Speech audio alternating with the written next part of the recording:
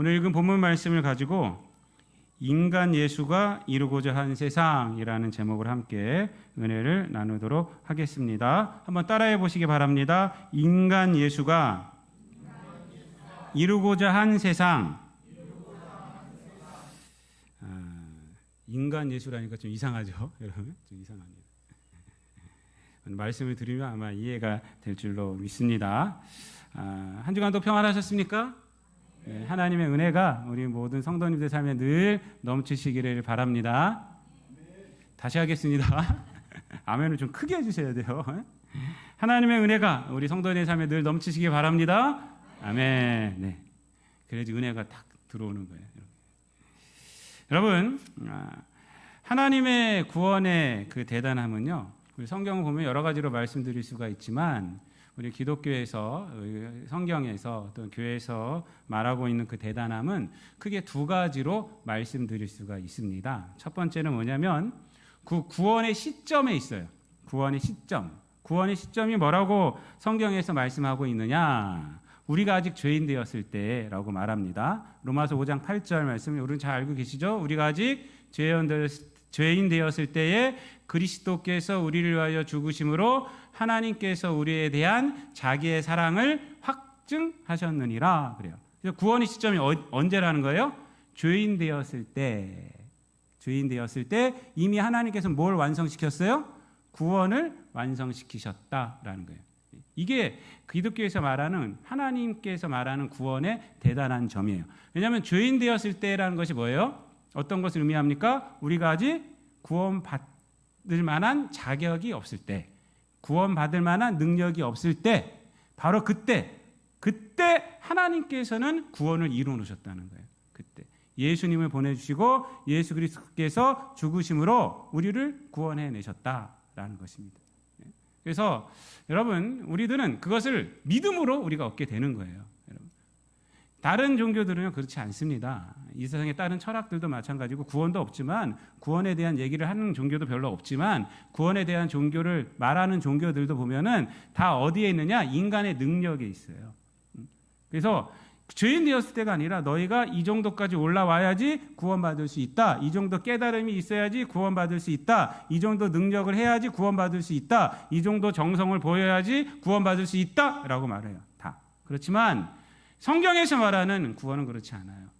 우리가 부모의 사랑을 생각하면 우리가 이것을 좀 이해할 수가 있습니다. 부모의 사랑은요, 그 자녀의 자격에 있지 않아요. 그렇죠? 부모의 사랑은 어디 있습니까? 부모에게 있어요.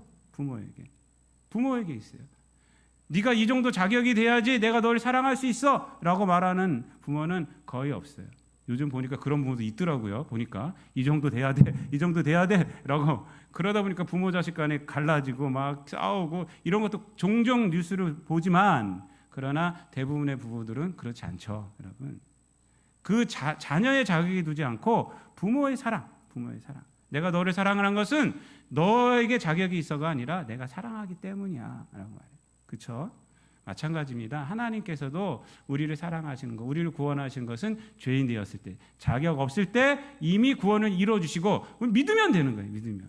그것이 바로 기독교에서 말하는 구원의 특이한 점이고 대단한 점이에요. 두 번째는 뭐냐면, 구원을 하시되 특별한 방법이 아니라, 신적인 방법이 아니라 평범한 방법으로 그 구원을 이루셨다라는 것입니다. 갈라디아서 6장 7절부터 8절까지 보면은 어떤 말씀이 있냐면, 스스로 속이지 말라. 하나님은 업신여김을 받지 아니하시나니 사람이 무엇으로 심든지 그대로 거두리라. 자기의 육체를 위하여 심는 자는 육체로부터 썩어질 것을 거두고, 그리고 성령을 위하여 심는 자는 성령으로부터 영생을 거두리라. 이렇게 말해요. 우리가 잘 알고 있는 말씀이죠.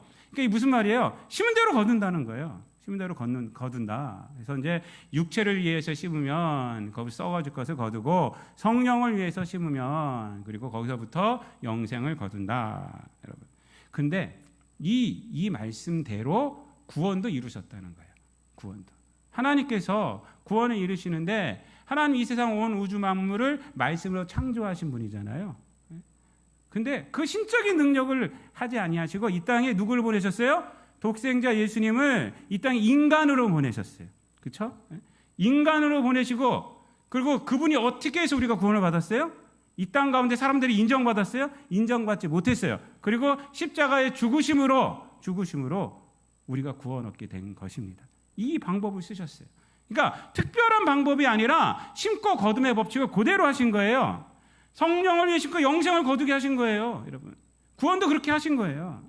이게 바로 우리가 기독교에서 말하는 구원의 특별한 점입니다. 이것을 요약하여 말씀을 드리자면요, 이렇게 말씀을 드릴 수가 있습니다. 인간에게 조건을 달지 않으면서 구원하였고, 인간의 조건을 다 경험하심으로 구원을 이루셨다, 이 말이에요. 어려운가요, 여러분? 인간에게 조건을 달지 않으시고 구원을 해내셨고, 그렇지만 인간의 모든 조건을 다 채우심으로 구원해 내셨어요. 이게 우리가 받은 구원의 특별한 점이 됩니다. 이번에 구역 예배 드시면서 다시 보시면 말씀이 잘 이해가 되실 거예요. 여러분, 그래서 여러분, 예수님에 대해서 우리가 생각할 때 우리가 간과하지 말아야 하는 것은 뭐냐면, 예수님은 온전한 인간이라는 거예요. 온전한 인간. 우리가 예수님에 대한 고백을 할 때 두 가지 고백을 동시에 해야 됩니다. 예수님은 누구세요? 하나님의 아들이세요. 삼위일체 하나님이세요. 하나님이세요. 예수님은 신이세요. 하나님의 아들이라는 고백이 있어야 되고, 두 번째, 동시에 예수님은 누구예요? 우리와 똑같은 인간이란 말이에요. 이 두 가지 고백이 다 있어야 하는 것입니다. 여러분, 예수님이 하나님의 아들이라는 고백은 뭐냐면 예수를 구원주로 믿는 신앙의 근거가 돼요. 예수님이 하나님의 아들이 아니시라면, 예수님이 하나님이 아니시라면 우리가 사실은 그분을 믿어도 구원받을 수가 없어요. 그렇죠? 예수님이 하나님이시기 때문에, 예수님이 하나님의 아들이시기 때문에 우리가 그분을 믿으면 그분의 보혈이 우리 죄를 씻어주는 거예요. 그러니까 그 고백은 정말 중요한 고백이에요. 예수님은 누구세요? 하나님이세요. 예수님은 누구세요? 하나님의 아들이세요. 이것을 우리가 정확하게 고백을 해야 합니다. 삼위일체 하나님이세요. 이거예요. 그게 신앙의 근간이 되기 때문에 그렇습니다. 그렇다면 예수님은 우리와 똑같은 인간이라는 그 고백은 뭘까요? 그 고백은 뭐냐면, 내가 이 땅 가운데에서 신앙인으로 살아갈 때 어떻게 살아가야 하는지를 보여주는 거예요. 그래서 예수는 온전한 인간이시잖아요. 그 고백을 통해서 우리가 구원받는 우리들이 이 세상 가운데에서 예수님을 바라보고 똑같이 살아가야 되는 거예요. 예수님이 이 땅 가운데서 인간으로서 하나님 앞에 살아갔던 그 길을 우리가 믿는 자로서 그 길을 똑같이 살아가야 하는 거예요. 그래서 굉장히 중요합니다. 오늘날 여러분, 그냥 예수님은 하나님의 아들입니다 라는 고백은 너무나도 잘해요. 근데 예수님은 동시에 인간입니다라는 고백은 우리가 잘 안 해요. 그거는 불경스럽다 이렇게 생각하기 때문에 그런데, 불경스러운 것이 아니에요. 구원받는 자들은 인간 예수를 쫓아가야 돼요. 인간 예수가 이 땅 가운데서 어떻게 살았는가, 그 길을 우리가 늘 쫓아서 살아가야 한다는 것입니다. 그래서 예수님을 본받기 위해서는 인간 예수님이 어떤 가치관을 갖고 살았느냐 하는 것을 아는 것이 중요합니다. 인간 예수님이 어떤 생각을 갖고 어떤 가치관을 갖고 살아갔는가, 여러분. 왜냐하면 인간의 모습은 어떤 가치관을 갖고 있느냐에 따라서 달라지기 때문에 그렇습니다. 그래서 오늘 본문은요, 인간 예수님이 갖고 있던 그 가치가 무엇인지, 예수님이 이루고자 했던 그 세상은 어떤 세상인지를 오늘 본문은 잘 보여주고 있어요. 오늘 본문을 보면요, 예수님은 어떤 평가를 받고 있었습니까? 미친놈이라는 평가를 받고 있어요. 그렇죠? 21절 말씀 보세요. 21절에 친족들이 왔는데 친족들이 왜 붙들러 나왔어요? 21절에 이는 그가 미쳤다 함일러라. 예수님이 어떤 분이셨어요? 그 앞에 보면은, 그 공간보험서를 보면은 이 험한 세상 살아가면서 사람들이 귀신 들린 자들이 많았어요. 당신은 더 했겠죠. 근데 그 귀신들을 다 내어 쫓으신 분이 누구예요? 예수님이에요. 그리고 이 세상 가운데서 죄악으로 인해서 엉클어진 세상 가운데 병든 자들이 많았어요. 그 병든 자들을 고치신 분이 누구예요? 예수님이에요. 그리고 소외된 자들, 사회 제도 안에서 소외된 자들. 여러분, 이 세상은 죄로 얽혀 있는 세상이기 때문에 죄로 있는 이 세상 가운데서 늘 소외된 자들이 있습니다. 이 세상의 제도는 무조건 소외된 자들이 나타날 수밖에 없어요. 근데 그 소외된 자들을 찾아다니면서 위로해 주시고 그들과 함께 하시고 그들과 함께 먹고 마시고 이랬던 분이 누구예요? 예수님이에요. 예수님. 그러니까 예수님은 이 사회에서 소외된 자들과 함께 하셨던 분이에요. 그리고 온갖 능력도 하나님께서 주신 능력도 발휘했어요. 자기를 위해서 발휘한 적은 한 번도 없어요. 그랬는데 그 결과 어떤 소리를 들었어요? 미친놈. 야, 이거 뭐 진짜 미치고 팔짝 뛰겠죠, 여러분. 서기관들은 뭐라고 말하고 있어요? 그 다음 말씀에 보면은 바알세불에 뭐 집혔다, 집혔다. 또 귀신의 왕을 힘입어서 한다. 이런 얘기를 하고 있어요. 서기관들은 성경을 연구하는 자들인데 그런 얘기를 해요. 왜냐하면 눈으로 보고 사람들이 체험하고 있는데 기적들을 그거 부인할 수가 없잖아요. 그러니까 이렇게 말하는 거예요. 귀신의 왕을 바알세불은 그 원어적인 말을 하면은 파리대왕이에요. 파리대왕. 여러분 우리 파리대왕이라는 유명한 소설 있죠? 파리대왕. 귀신의 왕이 바알세불이에요. 그렇게 막 왜곡을 합니다. 왜곡을 해요. 예수님이 얼마나 선한 일을 하시는 분인데 왜곡을 합니다, 여러분. 그런데 예수님께서 어떻게 하십니까? 이렇게 왜곡하는 것에 하나도 흔들림이 없습니다. 오히려 당당하세요. 오히려 어떻게 하십니까? 24절 말씀에 보면은 그 서기관들을 불러요. 불러갖고 그들이 주장이 틀렸음을 하나하나 얘기를 해주세요. 그 얘기가 이제 이 23절부터 이제 26절까지 말씀입니다. 가족들이 그렇게 싸우면 가족들이 다 망가지지 않느냐, 나라가 분쟁하면 뭐 되지 않느냐, 이런 상식적인 얘기를 하면서 사탄끼리 싸울 수 있느냐? 말도 안 되는 소리 좀 하지 말아라 라고 말해요. 그러면서 하시는 말씀이 27절 말씀이에요. 집을 강탈하기 위해서는 강한 자를 먼저 붙들어 매야지 강탈할 수 있지 않느냐, 이렇게. 여러분 도둑질은 여기서 강탈이라는 단어를 썼다는 것이 여러분 주목하셔야 돼요. 도둑질은 주인이 있어도 할 수 있어요. 그렇죠? 주인이 자는데 몰래 들어서 도둑질할 수 있어요. 근데 강탈은 뭐냐면 다 갖고 오는 거예요. 다 갖고 오는 거. 그러니까 주인을 먼저 결박하고 나서야 강탈할 수 있지 않느냐, 이 말을 하는 거예요. 이 말을 하시는 이유는 뭐냐면 예수님께서 26절까지는 그들이 하는 말이 틀렸다는 말이고 27절은 내가 귀신을 쫓는 것은 귀신을 결박하는 중이다, 이 말이에요. 결박하는 중이다. 사단의 나라를 망가뜨리기 위해서 결박하고 있는 것이다. 근데 너희들 왜 이상한 소리를 하느냐라고 이렇게 그들의 잘못된 것을 얘기를 하시고 그리고 나서 엄중하게 얘기를 하십니다. 그것이 28절, 29절 말씀입니다. 한번 다 같이 한번 읽어볼게요. 28절, 29절 시작. 내가 진실로 너희에게 이르노니 사람의 모든 죄와 모든 모독하는 일은 사하심을 얻되 누구든지 성령을 모독하는 자는 영원히 사하심을 얻지 못하고 영원한 죄가 되느니라 하시니 라고 말합니다. 여러분 이 말씀을 우리가 좀 오해하시는 분들이 있어요. 어떻게 오해를 하고 있느냐, 이 말씀을 이원론적으로 해석을 하고 적용을 하는 분들이 있어요. 이 세상의 일들은 사하심을 받을 수 있어. 그런데 교회의 일들, 뭐 내가 하는 일들 이런 것들 막으면 너는 하나님께 벌 받아. 이렇게 왜곡해서 영적인 일, 뭐 육적인 일, 막 이렇게 두 개로 나눠서. 근데 여러분 우리가 영적인 일이 있어요. 그럼 교회 사역이 있어요. 그거 방해하면 안 됩니다. 안 돼요. 그렇지만 여기서 하는 의미는 그런 의미는 아니에요. 그런 의미로 그렇게 이원론적으로 나누어서 하는 말씀은 아니라는 것입니다. 이 말씀 그대로 우리가 받아들일 때 어떤 얘기냐면 사람을 모독하는 일은 용서받을 길이 있지만 성령에 관해서 모독하는 말은 용서받을 길이 없다, 이 말인데요. 사실 사람에 관해서 모독했을 때 왜 용서받을 수 있을까요? 그건 회개할 수 있기 때문에 그래요. 회개하는 길이 있기 때문에.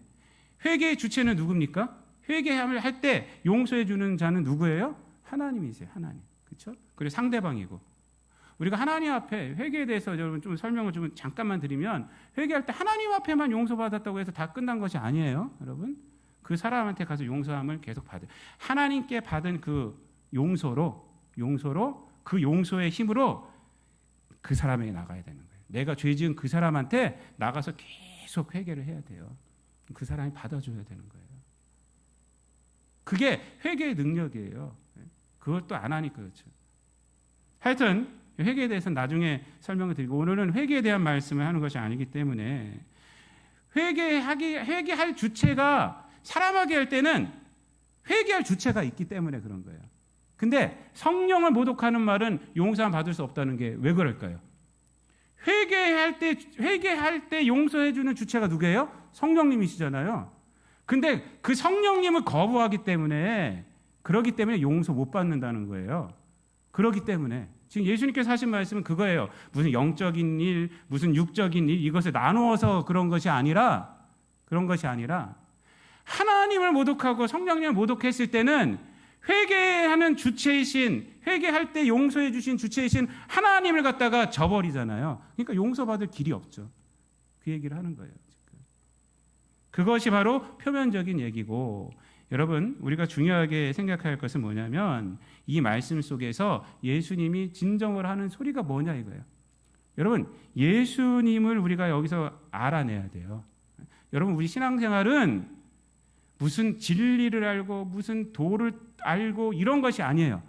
예수님을 만나는 것이고, 예수님의 태도를 우리가 배우는 것이고, 예수님의 삶을 걸어가는 것이 신앙생활이에요. 믿습니까? 무슨 도를 트고 무슨 주문을 갖다 신비한 주문을 알게 되고 이런 것 신앙생활이 아니에요. 그러니까 여기서 예수님께서 이 말씀을 왜 하시는가? 이것을 알아야죠. 이 말씀 그 자체보다도 예수님께서 이 말씀을 하시는 이유는 뭐냐면요, 너희들이 나를 거부하는 건 괜찮다는 거예요. 인간 예수인 나를 싫어하고 하는 거 괜찮다. 하지만 내가 말하고 있는 하나님의 말씀은 받아들여야 한다, 이 말씀이에요. 여러분, 이 말씀이 어디에 있느냐면요, 똑같은 본문인데 마태복음 12장 32절을 보면요, 이러한 의미가 확실하게 드러나고 있습니다. 한번 찾아보겠습니다. 마태복음 12장, 똑같은 평행 본문이에요. 똑같은 본문인데 거기서 좀 더 자세하게 말씀을 하고 있어요. 마태복음 12장 32절.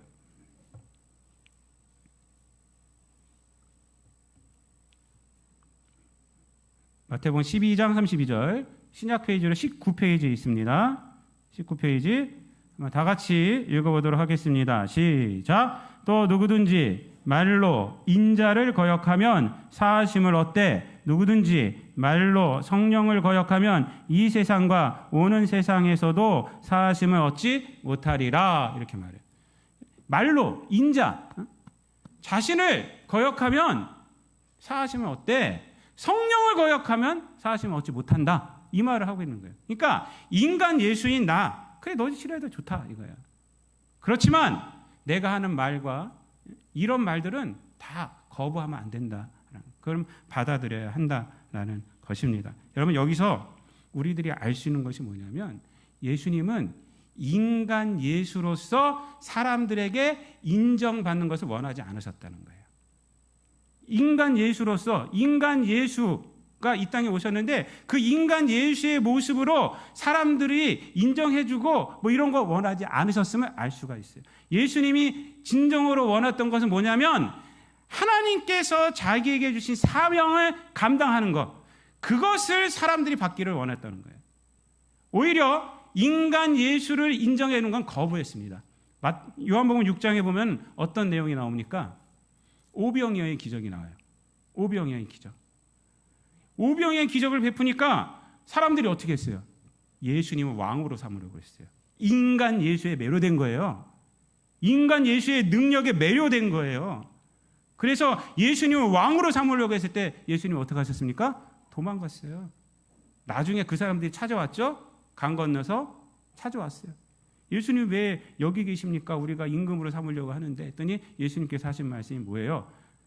너희들이 기적을 보고, 기적을 참으로 그 의미를 알고 나를 찾은 것이 아니라 너희들이 배부르기 때문에 찾은 거 아니냐, 이렇게 얘기를 하세요.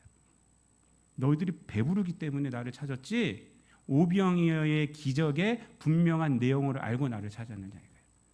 그리고 나서 하신 말씀이 내가 생명의 떡이다 라는 말씀을 하신 거죠.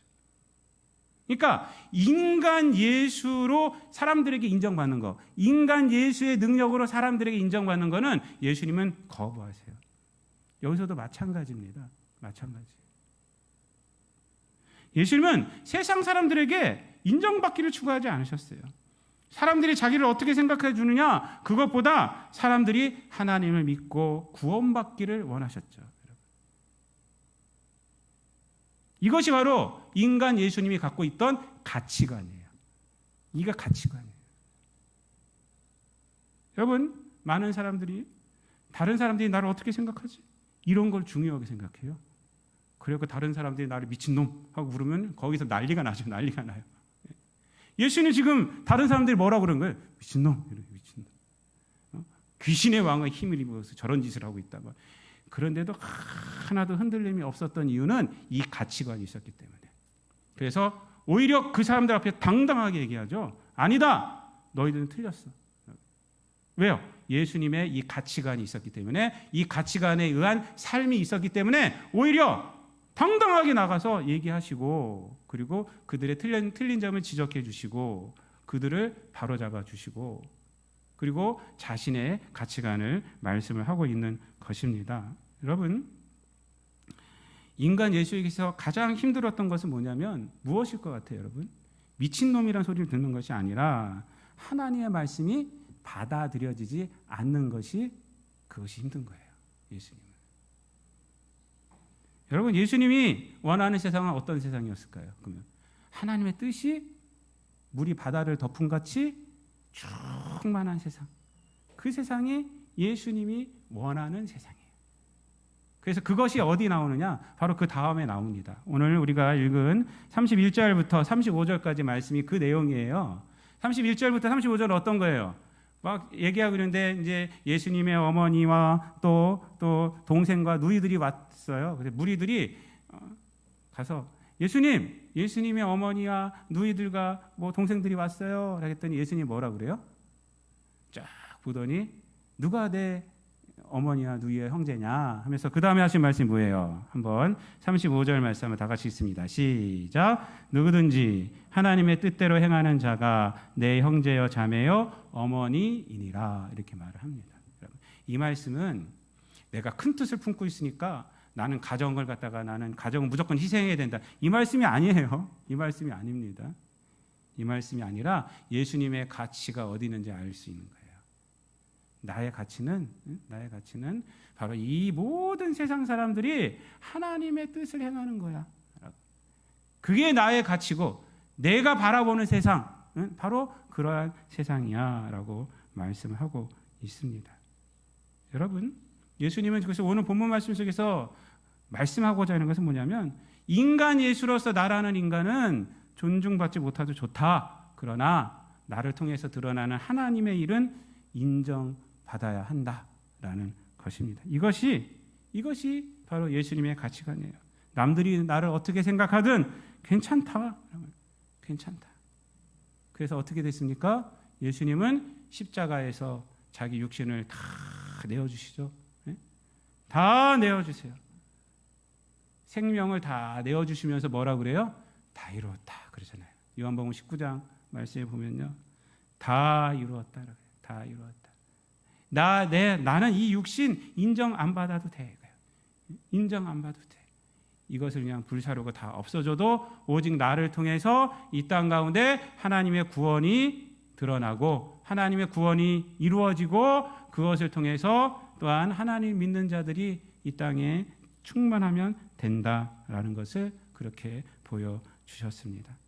여러분, 히브리서 5장 7절부터 10절까지 말씀하면 이렇게 말씀을 합니다. 예수님에 대해서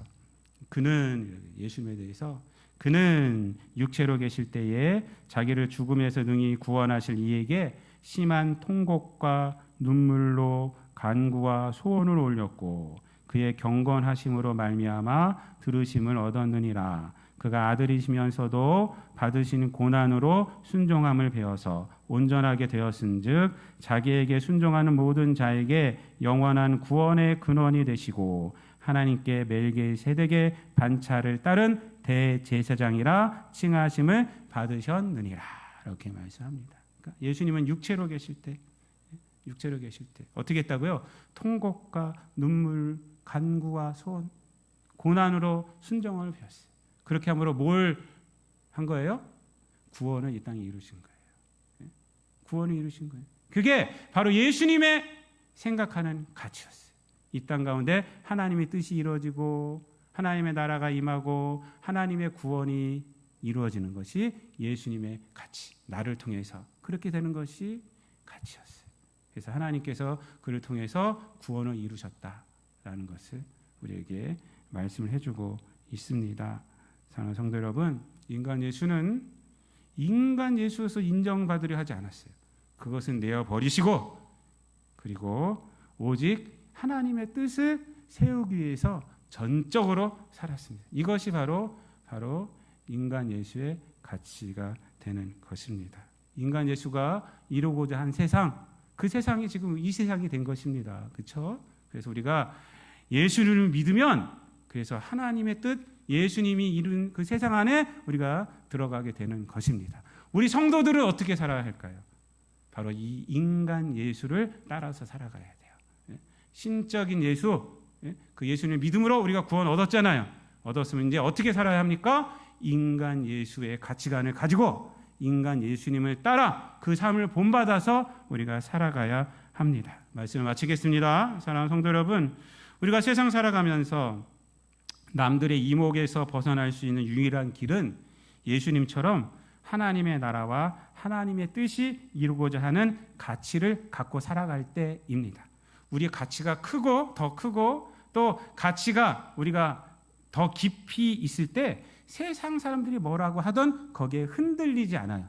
오히려 그들 앞에서 당당할 수가 있습니다. 그것이 하나님의 가치가 있을 때 기독교인들은 그래서 어디 가서나 당당한 거예요. 왜? 하나님의 말씀대로 살아가고 하나님의 뜻이 이루어지길 원하는 기도로 살아가고 있기 때문에 그렇습니다. 인간 예수가 이루고자 하는 세상에 우리가 몸을 담아야 하고 이루고자 하는 그 세상에 우리의 가치를 두어야 합니다. 당당함은 이런 가치를 갖고 살아가는 그 삶의 모습에서 나오는 것입니다.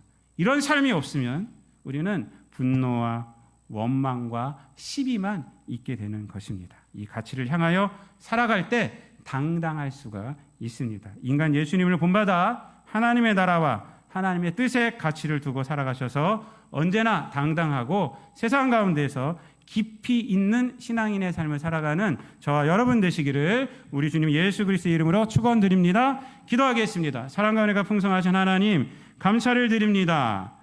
예수 그리스도를 통해서 우리가 구원 얻었고 또한 예수 그리스도의 삶을 통해서 이 땅 가운데에서 우리가 담대한 인생을 살아갈 수 있도록 하여 주심을 감사를 드립니다. 아버지 하나님 예수 그리스도께서 갖고 계셨던 그 가치를 우리도 갖게 하여 주옵시고 그 당당함을 갖게 하여 주셔서 이 세상 가운데 원망과 시비로 살아가고 우리가 낙심과 좌절로 살아가는 것이 아니라 주의 은혜를 드러내며 우리가 크신 은혜 가운데 당당함과 깊이 있는 인생을 살아가는 우리 모든 성도들 되게 하여 주옵소서. 감사드리며 예수님의 이름으로 기도드리옵나이다.